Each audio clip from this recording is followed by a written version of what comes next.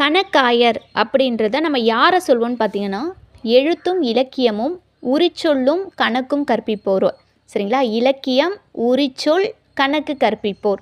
இவங்கள தான் நம்ம வந்து பார்த்திங்கன்னா கணக்காயர்னு சொல்வோம்.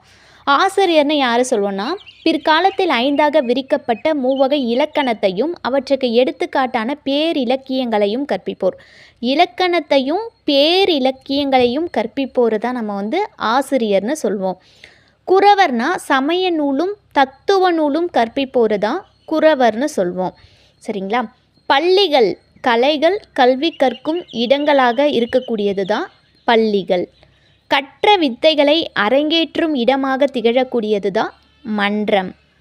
செயல்களை சீர்தூக்கி பார்க்கும் அவையாக இருந்தது தான் சான்றோர் அவை. அப்போது இலக்கியம், உரிச்சொல், கணக்கு கற்பிப்போர கணக்காயர்னும், இலக்கணத்தையும் பேரிலக்கத்தையும் கற்பிப்போர ஆசிரியர்.